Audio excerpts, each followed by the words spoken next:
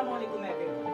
So welcome in this class. Zoom का जो app है वो क्लास के लिए बना ही नहीं है, वो मीटिंग्स के लिए बना था, जिसमें 5 लोग एक साथ बात कर सकते हैं, एक दूसरे से इंटरेक्शन कर सकते हैं। वो टीचिंग के लिए बना ही नहीं है। उसी बात अगर उसके थ्रू टीचिंग की जा रही है तो ऑब्वियसली ये एक ऑप्शन है जिसको लोग अवेल कर रहे हैं, इंस्टीट्यूट अवेल कर रहे हैं, बट ये परफेक्ट सोल्यूशन नहीं है। आज घर पे सुबह इंटरनेट बंद था। इंटरनेट बंद होने का मतलब क्या है? उसका स्कूल नहीं हुआ। वो चाहता है कि वो स्कूल जाए, लेकिन इंटरनेट नहीं आ रहा। उसमें उसका मसला नहीं है, लेकिन स्कूल ने अपनी क्लास ले ली, उसने अपना स्कूल मिस कर दिया। हम ये नहीं जानते कि बच्चा कितना हर्ट होता है कि वो मौजूद है, वो आमादा है, लेकिन उसकी क्लास अगर इंटरनेट ना होने की वजह से मिस हुई है तो उसमें उसका क्या कसूर।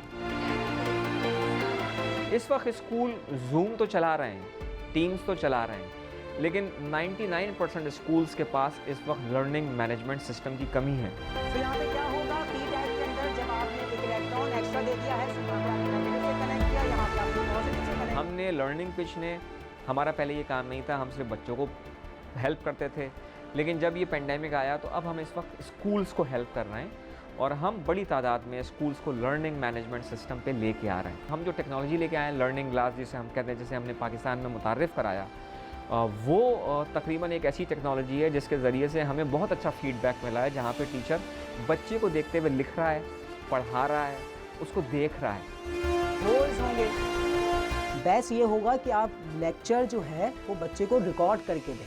हम ये नहीं कह रहे कि आप लर्निंग क्लास इस्तेमाल करें, लेकिन फिर भी आप रिकॉर्डेड लेक्चर्स दें, क्योंकि जो आपसे स्टूडेंट पढ़ रहा है, बाज़ औक़ात वहाँ लाइट चली जाती है, नेट इशू आ जाता है, आवाज़ समझ नहीं आती, लेकिन अगर रिकॉर्डेड लेक्चर होगा किसी वेबसाइट के ऊपर, किसी ग्रुप के अंदर, तो वो अपने लिहाज से, अपनी आसानी के लिहाज से, टाइम की अवेलेबिलिटी के लिहाज से वो उसे देख सकता है। अगर समझ नहीं आया तो रिवाइंड करेगा, पॉज करेगा, मतलब उसके बाद मल्टीपल ऑप्शंस आ जाते हैं। क्लोराइड में से हमारे पास जो क्लोराइड आयन है ये एनोड पे जा रहा है, क्योंकि यहाँ पे इलेक्ट्रॉन लूज हो रहे हैं। देखिए, ऑनलाइन में 2 मॉडल हैं, एक सिंक्रोनस है, एसिंक्रोनस। सिंक्रोनस का मतलब ये है कि टीचर और बच्चा साथ साथ बैठे होंगे, जैसे जूम है, जैसे माइक्रोसॉफ्ट टीम्स है। ज़्यादातर 90% पाकिस्तान में ऑनलाइन एजुकेशन जो राइज है इस वक्त, वो इसी मॉडल पर राइज है, जहाँ पे बच्चे और टीचर का जागना, उठना, बैठना और लाइट की मौजूदगी, हर चीज़ ज़रूरी है। लेकिन आप जानते हैं कि कितने मसाइल हैं इसकी वजह से। इसके मुकाबले में जो दूसरी टेक्नोलॉजी है वो है एसिंक्रोनस। उस पे मतलब ये है कि टीचर अपने लेक्चर को अपनी सहूलत के एतबार से रिकॉर्ड करवाता है, बच्चा अपनी सहूलत के एतबार से उन लेक्चर को किसी भी वक्त, किसी भी जगह देख सकता है।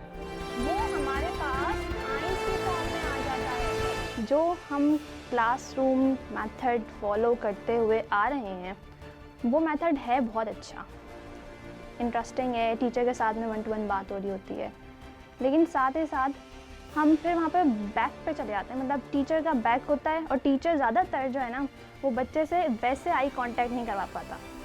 अब हम यहाँ पर बात करें ना, तो वीकेंड से हम इमेजिन कर रहे होते हैं कि हमारा कैमरा जो है वो हमारा बच्चा है और हमारे सारे बच्चे हैं, तो हम उनके साथ में आई कांटेक्ट कर रहे होते हैं। जिस तरह का अभी सिनारियो चल रहा है ना, उसमें तो ये बेस्ट सॉल्यूशन हो जाएगा। हमारे पास बहुत बड़ी टीम है इसकी। एक टीचर जो सामने खड़े होकर पढ़ा रहा होता है, हमारे पास कोई 20-25 लोग होते हैं जो उसका पीछे कंटेंट पूरा लिखते हैं। हम बच्चों को एनिमेशन दिखाते हैं, विजुअलाइजेशन दिखाते हैं, 3D विजुअलाइजेशन दिखाते हैं। हम बच्चों को गेम्स खिलाते हैं ताकि बच्चा खेल के भी जो है ना समझ सके। इसको ब्लेंडेड लर्निंग भी कहते हैं, इसको एसिंक्रोनस लर्निंग और सिंक्रोनस लर्निंग की इंटीग्रेशन भी कहते हैं। हमारे सारे लेक्चर उर्दू में होते हैं, जो जिस तरह हम बात कर रहे हैं, ताकि बच्चा उसको बेहतर तौर पे समझ पाए। और हर लेक्चर की तादाद जो होती है वो 10 मिनट जो है वो तकरीबन होती है, इससे ज़्यादा नहीं होती। Application of voltage